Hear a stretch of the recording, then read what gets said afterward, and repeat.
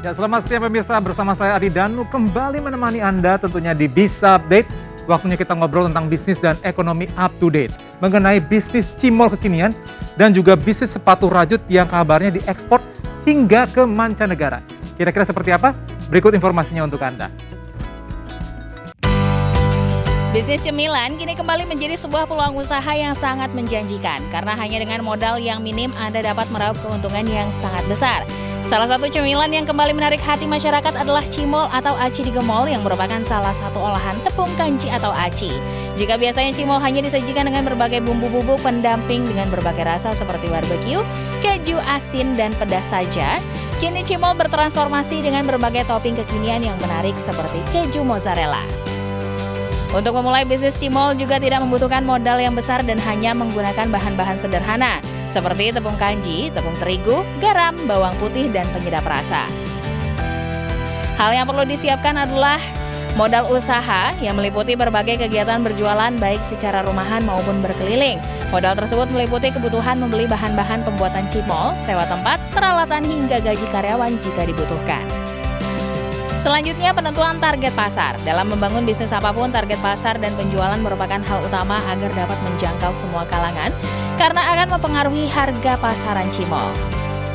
Selain itu, pemilihan lokasi yang strategis juga sangat mempengaruhi keberhasilan bisnis cimol. Maka pilihlah lokasi yang mudah dijangkau seperti pasar, di pinggir jalan, di area wisata, di area perkotaan, di area perkantoran atau pabrik, di halaman minimarket, hingga jika perlu dalam mal. Hal lain yang tidak boleh dilupakan adalah penggunaan alat serta bahan yang berkualitas. Hal ini dapat sangat mempengaruhi keberhasilan suatu bisnis, terutama makanan. Selain berkualitas, pastikan kembali segala proses produksi dilakukan secara higienis seperti penggunaan minyak, alat-alat untuk adonan, hingga kemasan yang menarik perhatian. Promosi, rasa yang enak saja tidak cukup jika tidak ada promosi produk. Cobalah untuk melakukan promosi baik secara konvensional atau menggunakan media sosial sebagai wadahnya agar semakin menarik berikan diskon atau promo khusus. Packaging, berikan konsep kemasan yang unik dan menarik. Karena meski hanya cemilan, tidak ada salahnya untuk membuat desain kemasan yang unik dan menarik untuk cimol kekinian. Kemasan kini sangat mempengaruhi nilai pikat konsumen serta dapat mengubah persepsinya tentang produk cimol. Yang paling penting, cimol akan terlihat lebih berkualitas dan higienis. Dan yang terpenting adalah inovasi produk dalam menghadapi pesaing, maka tidak ada salahnya berikan sentuhan yang berbeda seperti cimol isi keju, mozzarella atau daging, atau bisa juga gunakan pewarna makanan agar anak-anak semakin tertarik untuk membeli cimol Anda.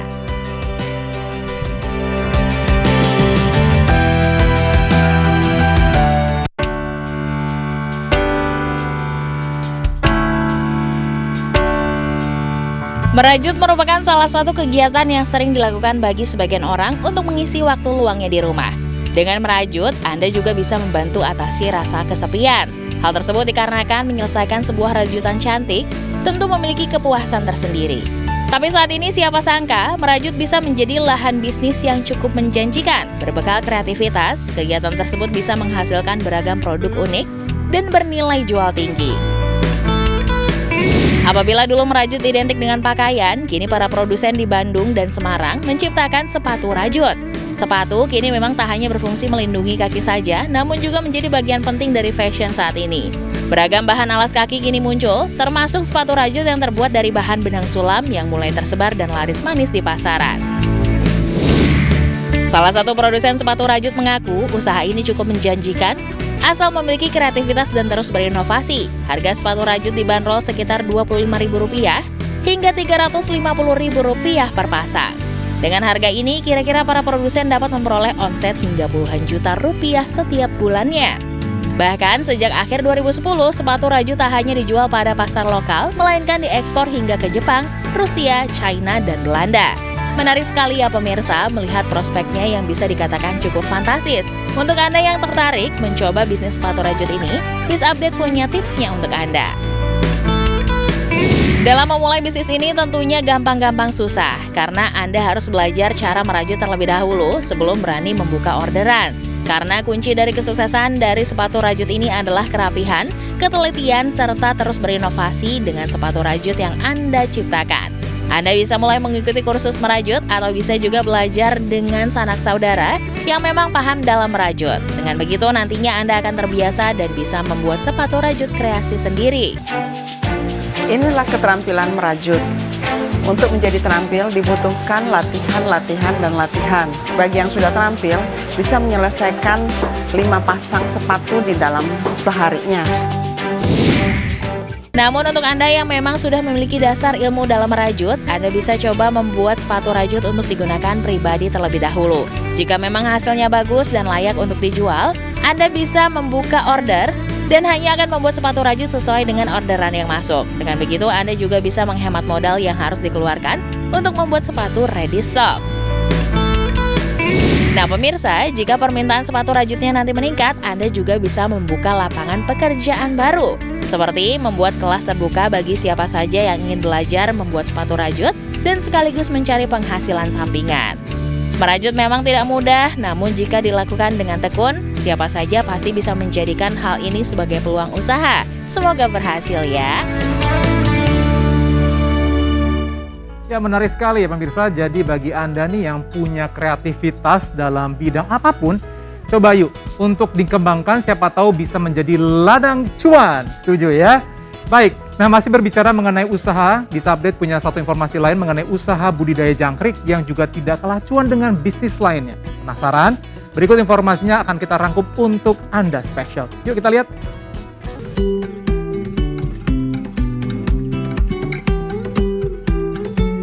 Pasti Anda sudah tidak asing dengan kata jangkrik bos. Kata-kata yang dipopulerkan lewat film Warkop DKI ini ternyata juga dapat menghasilkan pundi-pundi rupiah.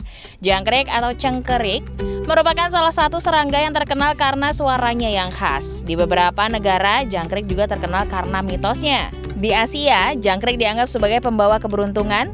Di Brasil, jangkrik hitam dipercaya sebagai tanda datangnya penyakit, sedangkan jangkrik hijau sebagai harapan, dan jangkrik warna kelabu berarti uang. Di Indonesia sendiri, jangkrik banyak dibudidayakan karena permintaan akan serangga ini tidak pernah surut selain untuk pakan burung, reptil, atau ikan. Bahkan di beberapa daerah, jangkrik juga dijadikan kuliner ekstrim. Dan berikut tips budidaya jangkrik untuk pemula versi Biz Update. Lokasi peternakan. Jangkrik menyukai lokasi yang gelap, tenang, dan teduh, serta mendapat sirkulasi udara yang baik, maka usahakan lokasi peternakan berada jauh dari keramaian serta jauh dari aktivitas manusia, dan yang terpenting tidak terkena sinar matahari secara langsung. Kandang. Bahan untuk kandang dapat berupa triplek, kardus, atau kayu. Buatlah desain kandang seperti peti dengan tulang dari kayu kaso, kayu reng, atau untuk ukurannya dapat disesuaikan dengan banyaknya jangkrik yang ingin dibudidayakan. Gunakan lem pada setiap sudut peti agar jangkrik yang baru menetas tidak keluar lewat celah sambungan. Pada sisi muka dan belakang, beri lubang ventilasi untuk sirkulasi udara. Letakkan mangkuk air untuk mencegah hama seperti semut masuk ke dalam kandang. Kelembapan harus terus dikontrol terutama saat musim kemarau. Pembibitan. Pilihlah bibit jangkrik yang sehat, tidak cacat, dan umurnya sekitar 10-20 hari. Jangkrik yang biasa dibudidayakan adalah yang berjenis G. miratus dan G. testaclos. Usahakan bibit yang berasal dari alam bebas karena lebih kuat dengan ciri memiliki antena yang panjang, anggota tubuh yang utuh atau tidak cacat, gesit, dan memiliki warna yang mengkilap. Proses kawin. Usahakan tempat perkawinan dan pembesaran terpisah, dan usahakan kandang kawin sama dengan alam liar dengan cara dinding kandang ditempeli tanah liat, serta diberi dedaunan, dan usahakan jangkrik berasal dari spesies yang sama. Dalam satu kandang indukan antara jantan dan betina memiliki perbandingan 10:2. Dan yang terpenting, siapkan wadah pasir atau tanah sebagai tempat bertelur. Selama proses perkawinan, berikan asupan makanan yang cukup, dapat berupa bekatul, tepung ikan, kuning telur bebek yang telah direbus dan dihaluskan, dan beberapa vitamin tambahan. Proses panen. Jangkrik akan bertelur selama 7-10 hari sejak perkawinan dan 5 hari setelah bertelur, pisahkan telur dan indukan. Setelah menetas, jangkrik kecil sudah bisa dijual hanya setelah berusia 30 hari. Inilah pentingnya untuk mencatat setiap proses budidaya. Harga jangkrik juga cukup beragam. Untuk jangkrik alam berkisar antara 35.000 untuk setengah kilogram, dan untuk telur jangkrik per kilo sekitar Rp200.000. Harga tersebut dapat berubah-ubah tergantung lokasi dan musim. Bagaimana pemirsa, apakah Anda mulai tertarik untuk memulai bisnis budidaya jangkrik ini? Semoga berhasil ya.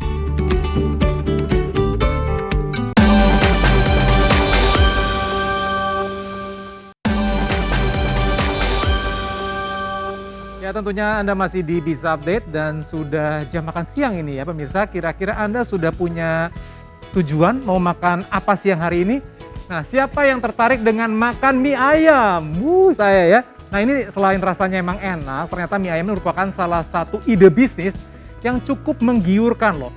Nah, kira-kira seperti apa prospeknya nanti kita akan lihat dalam tayangan yang terakhir ya. Sekali lagi, tayangan ini adalah tayangan terakhir untuk siang hari ini menutup perjumpaan kita. Saatnya saya Adi Danu pamit. Dan jangan lupa tentunya untuk selalu menjaga kesehatan dengan rajin mencuci tangan dengan sabun air mengalir, menggunakan masker dan juga menghindari keramaian. Tetap saksikan Bisa Update setiap hari Senin sampai dengan hari Jumat pada pukul 12.30 waktu Indonesia Barat, tentunya hanya di iNews. Sampai jumpa.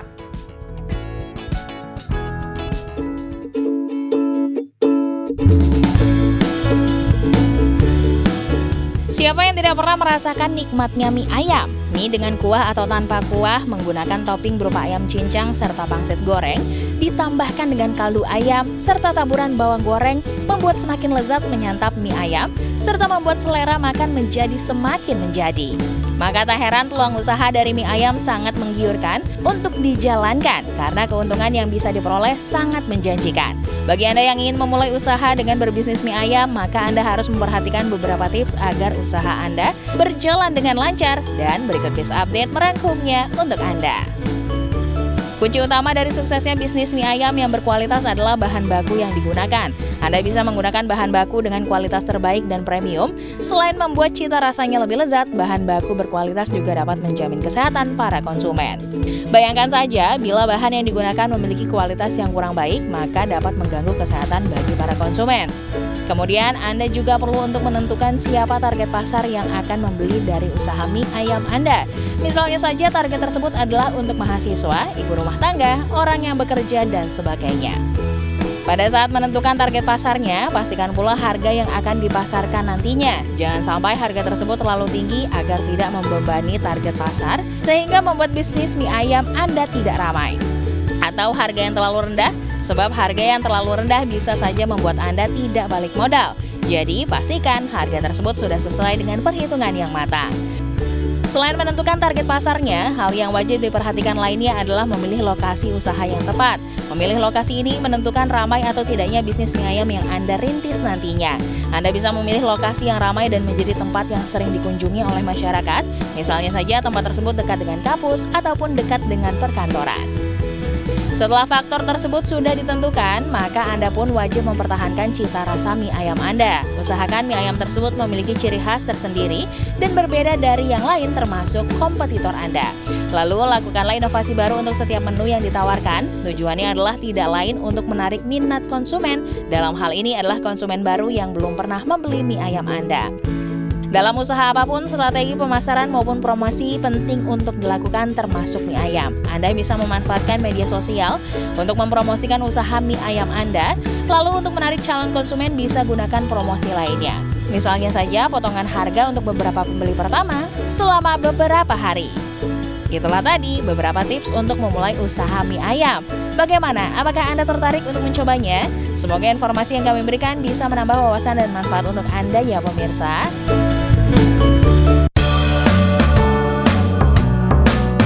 Anda pasti sudah familiar dengan ikan berkumis yang satu ini. Ya, tepat sekali, lele. Pasalnya ikan berkumis yang satu ini memang salah satu peluang usaha rumahan yang banyak dibudidayakan di berbagai kawasan dan menjadi salah satu komoditas air tawar paling populer di Pulau Jawa.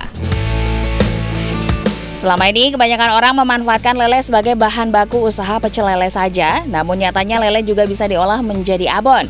Ide bisnis rumahan yang potensial dan tak kalah banyak penggemarnya. Bila kebanyakan orang mengenal abon berasal dari daging sapi, maka kali ini Anda bisa menawarkan produk menarik abon dari daging ikan lele. Daging lele yang lembut dan halus juga membuat abon ikan lele bertekstur lebih halus dan sama sekali tidak kasar. Abon ikan lele ini sangat mudah untuk mencari konsumen dari mulai anak-anak sampai orang tua suka dengan abon ikan lele. Apalagi jika mampu menghasilkan abon ikan lele gurih dan memiliki rasa yang lezat.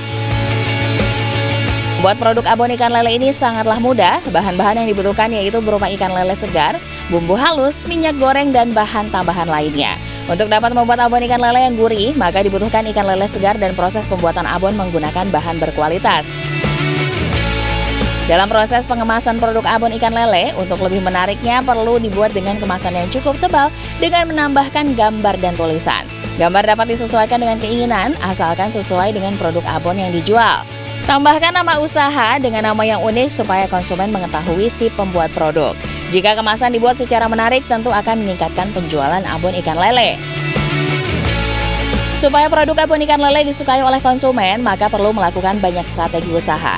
Salah satu cara dengan menjual produk abon ikan lele ini ke berbagai tempat. Proses promosi yang maksimal akan mendatangkan konsumen, terutama bila kualitas abon ikan lele sangat bagus dan rasa yang dihasilkan sesuai dengan lidah masyarakat. Bagaimana pemirsa, apakah Anda tertarik menggeluti bisnis abon lele? Semoga informasi yang kami berikan dapat menambah wawasan dan memberikan manfaat untuk Anda.